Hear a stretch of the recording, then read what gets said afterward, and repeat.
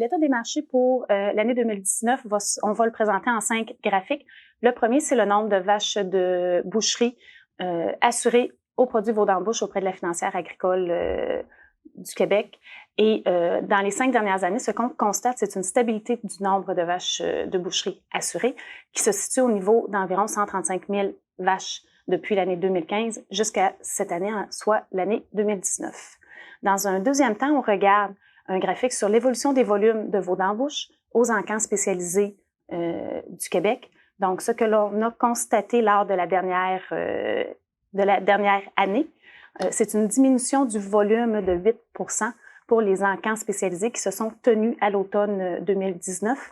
Pour l'hiver-printemps 2019, le volume était stable par rapport à l'hiver-printemps 2018. Toutefois, ce qu'on peut mentionner déjà, c'est que depuis la reprise au moment de janvier 2020, les premières ventes, il y avait 1000 veaux d'embauche de plus que par rapport à la reprise en janvier 2019. Au niveau du poids moyen, les animaux ont augmenté en moyenne de 7 livres, passant de 557 livres en moyenne pour l'année 2018 à 664 en 2019. Au niveau des prix, vous allez voir le graphique comme on vous montre à chaque année, c'est le graphique concernant l'écart de prix entre les veaux d'embauche mâles de 6 à 700 livres commercialisés aux encans spécialisés.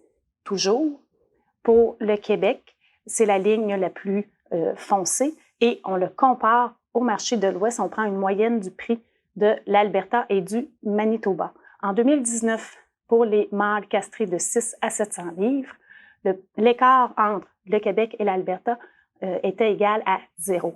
Traditionnellement, dans les dernières années, l'écart entre les mâles du Québec et les mâles Manitoba-Alberta se situait plus entre 6 à 10 sous la livre.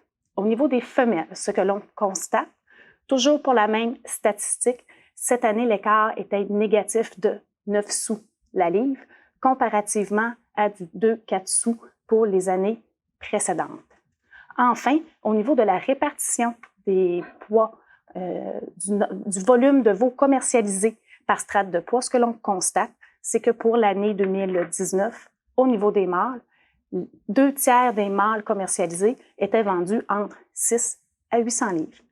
Ceci marque les principaux, éléments à souligner pour l'année 2019 au niveau de la mise en marché.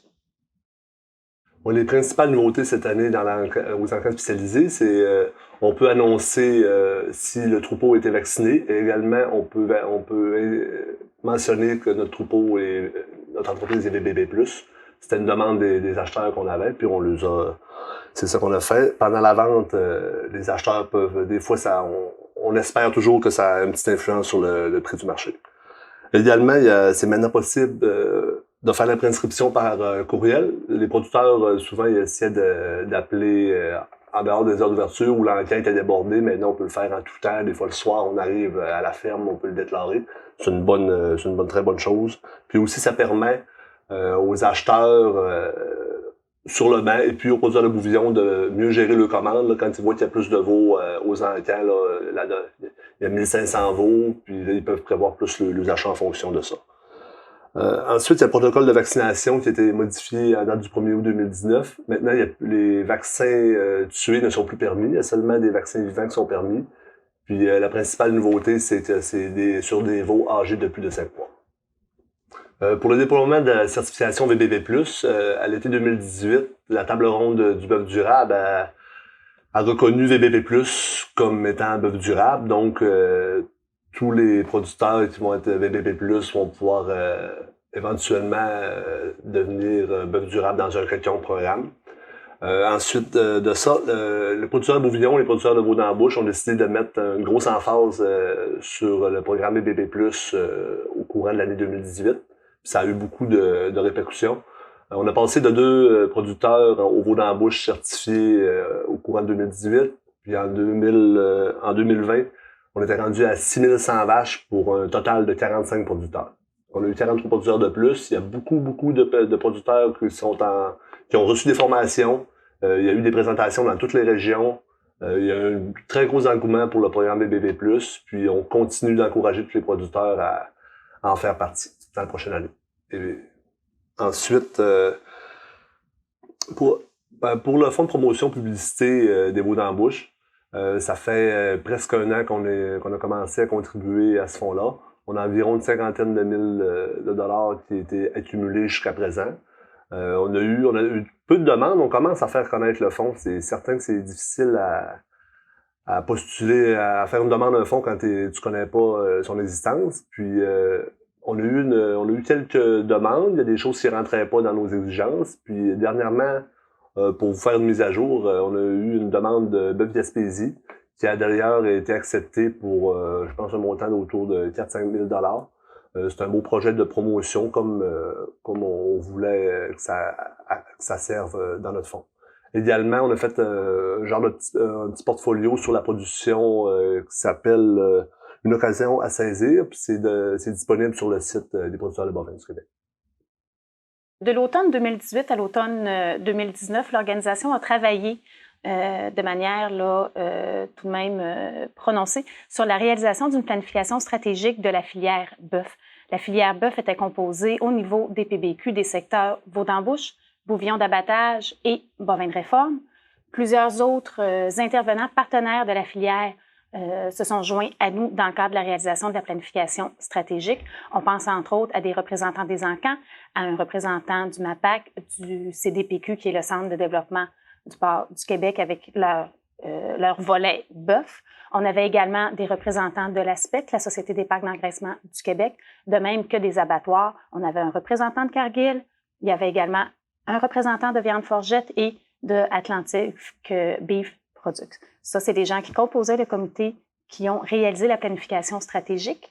Donc, de la planification stratégique de la filière bœuf sont découlés 4 axes, 12 cibles et plusieurs objectifs à réaliser dans chacun des secteurs de production et à différents niveaux. Vous voyez apparaître à l'écran également le graphique qui présente les axes et les cibles. De façon plus spécifique, au niveau du veau d'embauche, les principaux objectifs qui ont été retenus sont d'améliorer la génétique bovine pour accroître l'efficacité des élevages et la réponse aux besoins du marché, de promouvoir le programme VBP+, auprès des producteurs de veaux d'embauche, d'améliorer la santé des veaux d'embauche, d'établir les critères des veaux recherchés pour répondre aux besoins du marché et également d'adapter la mise en marché au contexte québécois, enfin d'intéresser la relève au secteur. Donc, c'est ce que nous allons travailler pour les années 2019 à 2024. Ce qui est bien dans cette planification stratégique-là, c'est qu'avant, on avait l'habitude de faire une planification stratégique seulement pour notre secteur, pour le secteur veau d'embauche. Puis depuis quelques années, on travaillait plus avec le bouvillon. Mais maintenant, on travaille avec tous les maillons de la filière, puis ça fait qu'il y a pas mal de meilleure interaction. Puis des fois, on a des réponses juste à le poser autour de la table, on a la réponse immédiatement. C'est merveilleux. Il y a des choses on pensait pas ça possible là, dans les dernières années parce que des fois, les relations sont plus tendues. Mais maintenant, je pense qu'on était dû pour s'asseoir en filière, puis on a eu une belle réception de tous les maillons.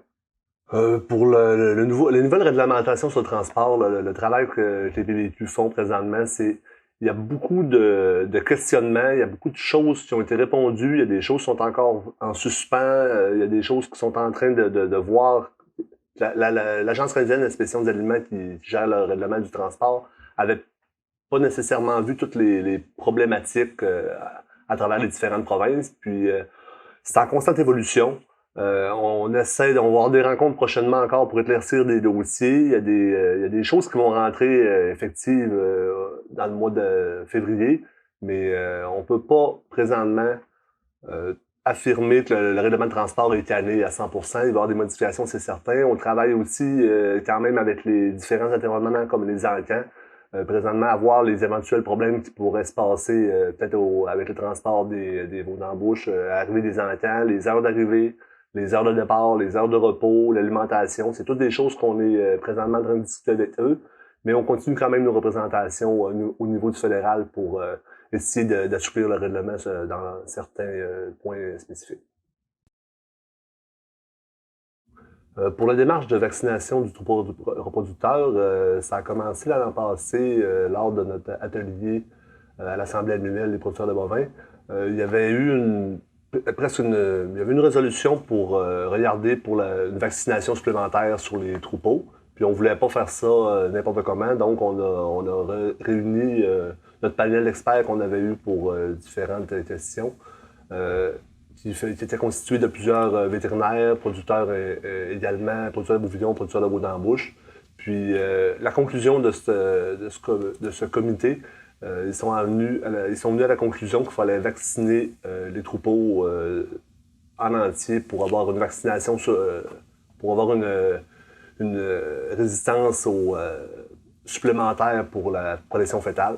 Et puis, c'était la seule manière d'arriver à nos fins. On ne pouvait pas faire une vaccination supplémentaire seulement sur le veau, il fallait vraiment que ça aille sur la vache.